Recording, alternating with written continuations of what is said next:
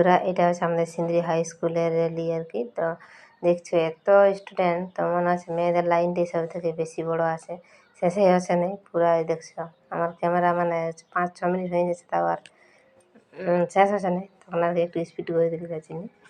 তো সবাইকে স্বাধীনতা দিবসের অনেক শুভেচ্ছা। আর সত্যি এগুলো দেখে নিজের স্কুল লাইফের কথা খুবই মনে পড়ছে। মনে হচ্ছে যে আমি যদি স্কুলে পড়তে তো যেতাম। তো চলো টাটা, কেমন হয়েছে ভিডিওটা?